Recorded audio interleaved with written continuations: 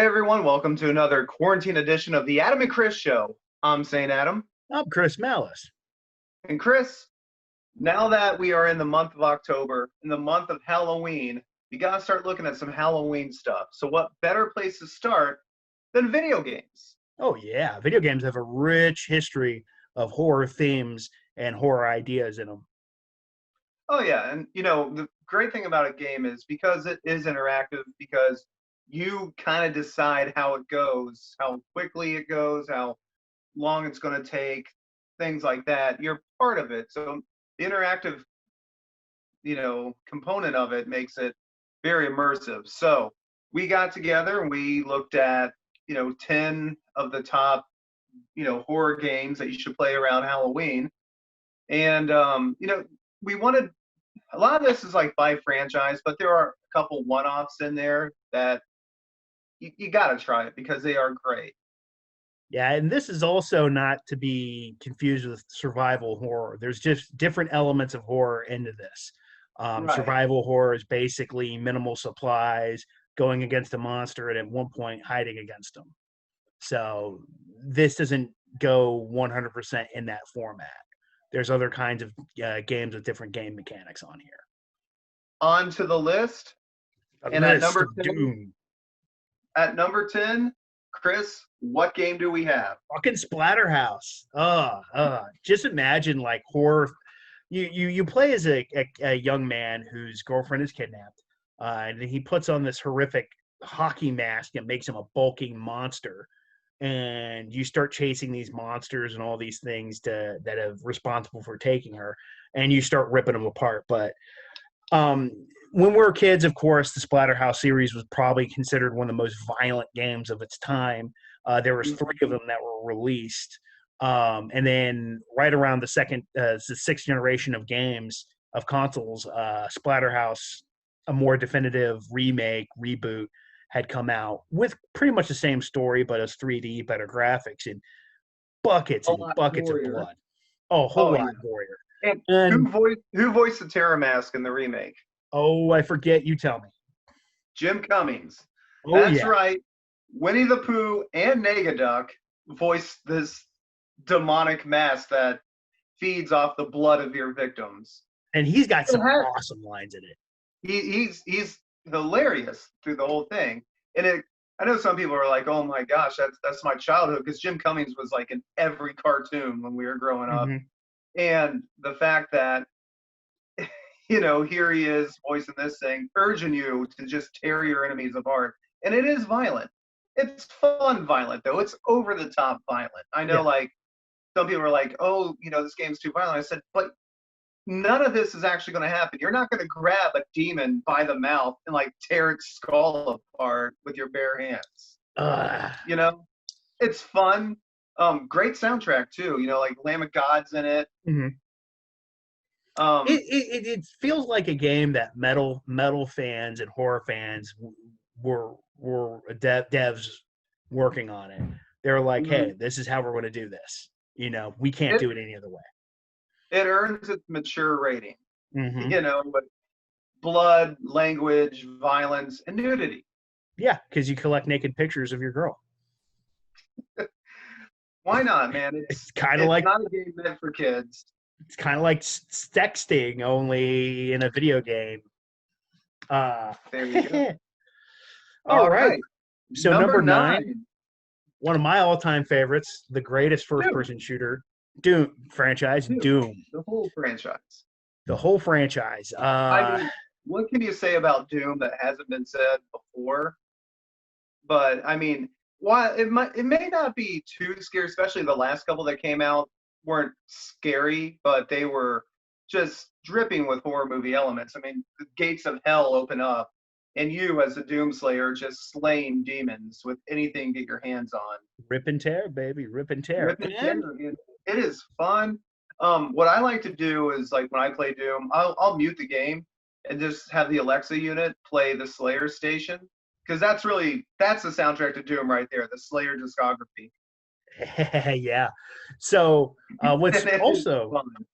what's also great about the original Doom games is how easily the original Doom is ported to almost every fucking thing. there's always somebody that's finding a way to port that original Doom to any kind of device. I guess I heard recently that some guy found a way to port Doom to a pregnancy test. I'm just like, bravo. Bravo. You know, if Congratulations. you It's take a demon. it's a doom slayer. If you take a pregnancy test and you look to see positive or negative, and that's what you see, you really got to think about your choices in life. Or you're having like the greatest kid in the world. Well, also, Doom, the original Doom, is also, there's tons of Doom mods out there. There's the Simpsons Doom mod, the Pirate Doom mod, and then there's the Brutal Doom mod, which is just Doom on steroids. It's bloodier, it's more violent, and it's way more fast-paced. Doom is probably one of the most influential games of all time. Someone needs to do a mod where the Doom Slayer has lines, and it's just all Macho Man Randy Savage lines. Dude, let's put that out there. Let's see if someone will do it, like a fan. Or if someone does that, let us know. We'll review it. We'll play it. You know, we'll live stream it. Oh yeah, that'd be great. All right. Oh yeah. Number 8, the game Blood. It's a first-person shooter that's is heavy horror elements. You play as a character who's been screwed over, and you end up fighting druids. You end up using old school dynamite. You use Tommy guns. It's a gruesome game. It was made with the build engine. You're basically killing cult members, all kinds of demons and stuff like that. At one point, you're fighting in a graveyard. It's came out around the time that Duke Nukem and Doom did. It got really horrifically overlooked by a lot of the other more popular FPS games at the time. Blood 2, not as good as the first one, but the first one's fucking great. There's on Steam, there's a kind of a remastered version of it. I think it's a Blood Fresh Supply, where they kind of just updated it a little bit better. I highly recommend it. There you go. All right, at number 7, we have the game Alan Wake. Oh yeah.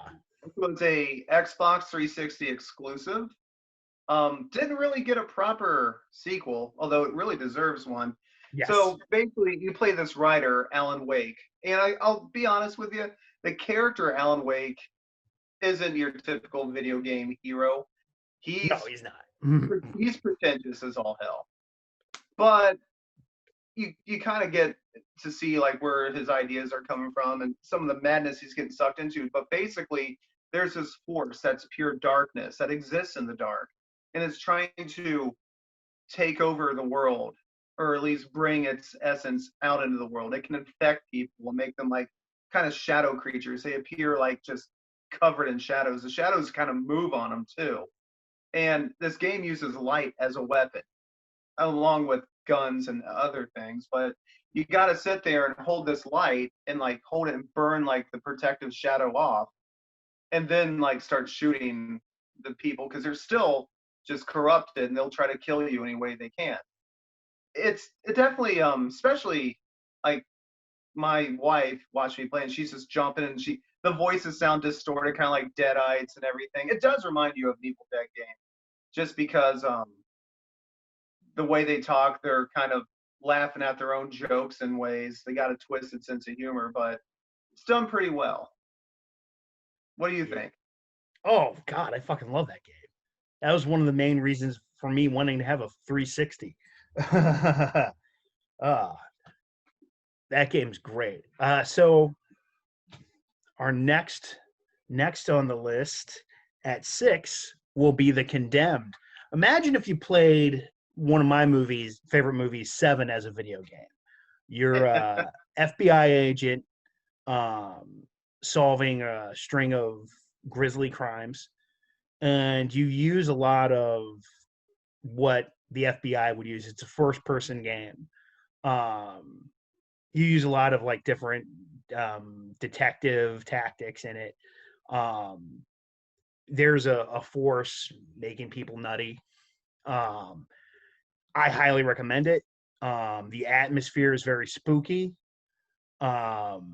It's not a real fast-paced first-person shooter like, let's say, Fear or Doom. It's a lot more of a slower pace, but it's about taking the atmosphere and being around the scary elements and being spooked by that and watching the whole story come together. I'm not going to say much because I don't want to spoil anything, but I highly recommend it. The sequel was pretty good too. It wasn't as good as the first one, but it's pretty. I highly recommend the first one. There you go. The first Condemned. Yep. Number 5 on the list is Until Dawn. Oh yeah, that's a good game. It's a PS4 exclusive. It's definitely more. Well, it's kind of like a Telltale game, but not made by Telltale. It's got that more motion capture graphic than it does like your hand-drawn graphics like you and like The Wolf Among Us or anything like that. But it is pretty cool. It combines a lot of different horror movie elements. I don't want to give away the twists and turns that this game takes because some of it will depend on the way you play it. There is a way you can decide who lives and who dies by the end. I've done the ending where nobody's lived. And I have to go back and play it, do the ending where everyone lives. You know, there's usually that one person that ends up dying. I'm just like, shit, now I got to start over. But it's good. It's fun. It makes you feel like you're building the story as it goes along with the choices you make. The characters are straight out of the horror movies. You know, you got the jock, the bitchy girl, the bookworm, the funny guy, everything like that. Until Dawn. Yeah. Until Dawn. What did you think of it when you played it? I thought it was pretty good. I usually don't play a lot of like, I guess you would call them the click point games or something along that lines. But I like that. I thought it was a good game. It kept me immersed. They did a prequel to it that takes place in that asylum in the game, but they did it for like PlayStation VR. And I haven't played it because I don't have a VR, but like it did not get as great reviews as Until Dawn did. So yeah, here's hoping they do another Until Dawn. Yeah. So our next one up is Alien Isolation. You were talking earlier about Fear having good AI. What about the AI in this game? The xenomorph in Alien Isolation is unfuckwithable. Yeah. It will hunt you down. And so it's interesting because a bunch of the other Alien games were more so first-person shooters, and they had a formula, which was be a first-person shooter where you're fighting off a bunch of xenomorphs. The big difference with this game is there's only one xenomorph. You play as Ellen Ripley's daughter, and you're looking for her. And you eventually come on a spaceship, and you run into the xenomorph. And from then on, you're running away from him and all that. You have very limited ammo. Yeah. And you have a very, very limited ammo. Of course, you run into like these droids and stuff like that, but it's basically a hunter-prey kind of game, and you're the fucking prey. The AI, the xenomorph, is insanely intelligent. Yeah. If it hears you, and it'll fuck with you. Yeah. You know, like you can hide in the locker and it'll walk past you, and it just waits for you to come out and circles back and gets you. Yeah. Highly recommended. It came out right at the beginning of this console generation's life cycle. We both highly recommend it. Alien Isolation. And play it in the dark. Yeah. Have fun with that. Number 3. Right. Number 3, Dead Space. Just the whole Dead Space franchise. Yeah. It's a good franchise. Chris, help me. Break it down here. What is Dead Space about? Fucked up alien creatures. You're on a spaceship and you play as Isaac. You're trying to get off, and there's these things. What are the fucking creatures called again? The Oh different shit, I can't remember. necromorphs. Okay. Okay, and they're like these like decayed. They're just like humans, but they're like I don't know. They're just They're like humans merged with the demons from Doom, merged with the Cenobites. yeah, they're just fucking freaky. And you can't. The only way you can beat them is by dismembering them. You have Hmm. to shoot off their limbs and all that type of stuff when you come across them. You And can't just shoot them Isaac from a distance. and Isaac isn't like the Doom Slayer where he's this killing machine. I think he's actually an engineer and he's got to Yeah. make weapons as he goes. Yep. Uh, And that the lighting in this game is great because you know something's there. You may not be able to see it at first. And you got to lure it out to you. You don't know what it is. They keep that, that short circuiting kind of lighting going where you can see but not well. yeah. The sound mixing in this game is insane. And then EA killed it on the third one. When I say killed it, I EA don't mean that in a positive EA way. EA proved to be the actual villain of the franchise. There you go. They put microtransactions and made it more more of an action game and all that Mhm. type of stuff. Right. And eventually, I believe it was Visceral who made it, who they eventually closed down. EA closing down a developing studio. That don't happen. No, it's unheard of. Yeah, EA is the villain in that. It's a damn shame that and Activision has a bunch of a studio that a bunch of the people that used to work for Hmm. EA used to work for Visceral that helped put together Dead Space. They have a studio called Sledgehammer Games, and Activision's just having them and Raven Software who did um, Soldier of Fortune, Ultimate Alliance, and some other really good games. They're just having them crank out Call of Duty games. Bravo. Oh, goody. That's I that's I that, really want EA to bring back. I want EA to bring back the Dead Space franchise. I mean, learn from your mistakes, EA. The third Dead Space did not fail because it wasn't a franchise anyone wanted to play. It failed because you guys just dissected it and put it back together wrong. yeah. Well, So also, do the right thing. Bring back Dead Space. though, let's throw this out there. Bring back Dead Space and get Respawn, who's doing Titanfall and Jedi Fallen Order. Get them to be the ones that work on that. There you go.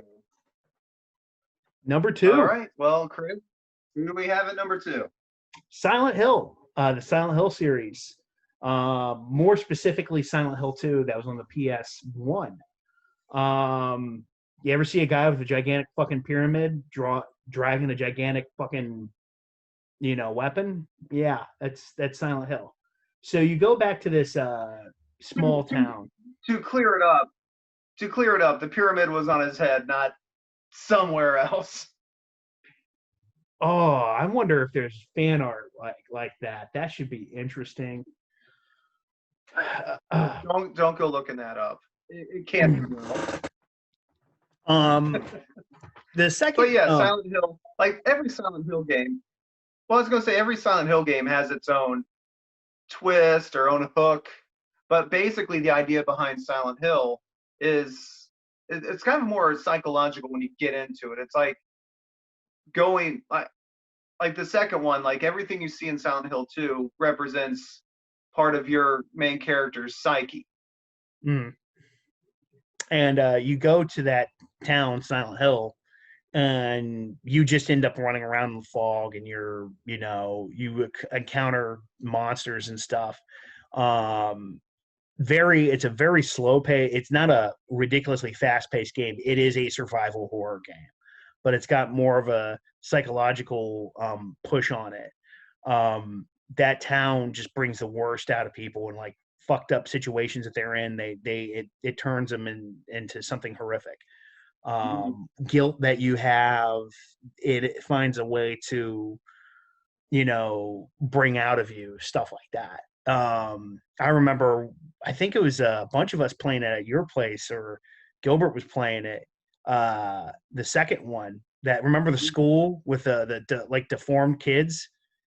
They ended And up you were having to just fight off. beating them with like a 2x4. Yeah. Oh God. Phew. It's a good scare game. We highly recommend it. Silent Hill 2. What's number Will one? Konami bring it back? Probably not. They will. The pachinko machine. There you go. That's scary. Yeah. More ways All than right. one. And the number one horror video game that you should play for Halloween is the Resident Evil franchise. Yep. To me, it has to be Resident Evil. That's the first survival horror game I've ever played. That first one, with the fixed camera angles, with the score it had. I love zombies, always have. Being a kid in the 80s, I remember seeing advertisements for Day of the Dead, Return of the Living Dead, stuff like that. So I'm like, all right, zombies, I'm there. I mean, now zombie games are a dime a dozen, but at the time it was a little more unique. And the more you got into this game, it's a mansion, but it's also a testing facility. There's a lab underground. There's all kinds of monsters, and it just grew from there. The second one, the whole town is infected. The third one, is a prequel to the second one, and it shows the infection. And you got one of the best bosses chasing you throughout the game, and Yep, it just Nemesis. keeps growing. Like there are so many Resident Evil games. They tell this story, and yeah, you could say like it probably, at least the original idea, ended with Code Veronica, but then we got Resident Evil 4 that took it in a whole new direction. Yeah, and that was actually more of an action game. Yeah, even though 5 was more action based, and 6, a lot of people talked shit about Resident Evil 6. I liked it, but it threw everything in that game. Chris, I know we did a list, but if you had to recommend one game to people, even if it's from a franchise, it's just one game from the franchise or anything, what game would you recommend for Halloween? Well, Doom doesn't need me to recommend it. Doom speaks for itself. Okay. It would probably be a toss between Fear and Blood. Fear, I remember when I was playing that. I played it on the 360 a long time ago, and then sometime about a year or two ago, with this new console generation out, I was like, fuck it, I'm going to go through Blood again. And not Blood, Fear again. And I just fucking had such a good time with it. When Alma shows up, you don't know what the fuck to do with her. The second one is a better first-person shooter than the third one. The best part of the third one is Point Man and Paxton Fettel. If you play it in co-op, one person can be Paxton and one person can be the Point Man, and then they both play kind of separately, kind of differently. That's the best thing about the third one. But I'd say Fear and Blood, man. They're great first-person shooters. Just the joy you get when you go into the slow-mo and you get that combat shotgun and you start fucking taking out those clones, it'll give you wood. Fear and Blood. That sounds like it should be a band. Fear and Blood. I'll just recommend for Halloween, let's do a Resident Evil 2 remake. I want to say the Resident Evil 1 remake because you're in a mansion in the middle of nowhere. There's lightning and everything, but let's go Resi 2. City full of zombies and other monsters. It's perfect for Halloween. Yeah. And the Resi 0 and the Resi 1 remake are on the PlayStation Network for about $5. I know. I got the double disc. Nice. All right. Well, if you all like that and you want to tell us about any games that you like to play around this time of year, please let us know in the comment section below. If you like this video, please give it a like. That little thumbs up button right there. Subscribe to the channel. See more of this. See more of our madness infecting the world. Or at least so we like to think. You can follow us on social media. We're talking Facebook, Twitter, Instagram. And from the Adam and Chris Show, I'm St. Adam. I'm Chris Malice. And there's still more Halloween videos to come. See ya.